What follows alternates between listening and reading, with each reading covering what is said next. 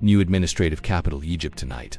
The world is watching closely as Egypt and Qatar push forward a proposal aimed at bringing a temporary halt to the war in Gaza. Hamas announced it has agreed to the latest ceasefire plan, one crafted by Arab mediators and based on the framework laid out by former US President Donald Trump's envoy, Steve Witt. The deal calls for a 60-day truce, during which hostages would be released in phases, while both sides negotiate a lasting ceasefire and the return of all remaining captives.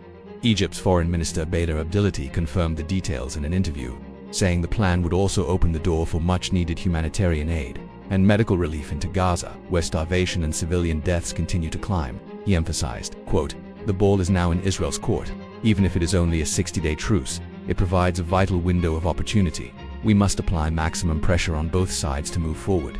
But the response from Israel has been muted. Prime Minister Benjamin Netanyahu's office declined to directly endorse the proposal, instead reiterating his commitment to expanding military operations in Gaza City. His ultra-nationalist finance minister Bezalel Smotrich went further, condemning the deal, calling it a half measure that risks abandoning hostages and halting the war without a clear victory. Meanwhile, Donald Trump also weighed in on social media, rejecting optimism for a ceasefire.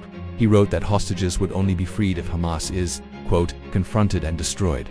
The humanitarian toll, however, remains staggering.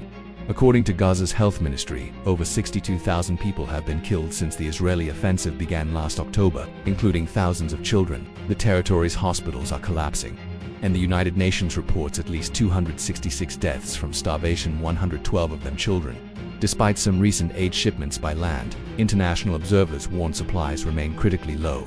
A ship carrying 1,200 tons of food is en route to Israel's Ashdod port in a desperate bid to address the crisis. Israel insists it allows insufficient aid and blames Hamas for diverting supplies, claims denied by both Hamas and international relief organizations. An internal US government review found no evidence of systematic theft of aid by Hamas, as Israel prepares for what Netanyahu calls a massive assault on Gaza City.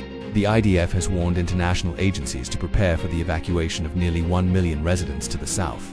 The United Nations and aid groups have vowed to remain, insisting many civilians are unable or unwilling to flee. At the same time, Hamas accuses Israel of deliberately stalling the ceasefire deal, saying Netanyahu seeks to impose conditions that amount to unconditional surrender, full disarmament, demilitarization of Gaza, Israeli control of the enclave's perimeter, and governance by forces outside both Hamas and the Palestinian Authority. For now, Egypt and Qatar continue to push for dialogue, but with tens of thousands already dead, hundreds still held hostage, and famine spreading rapidly, the stakes could not be higher.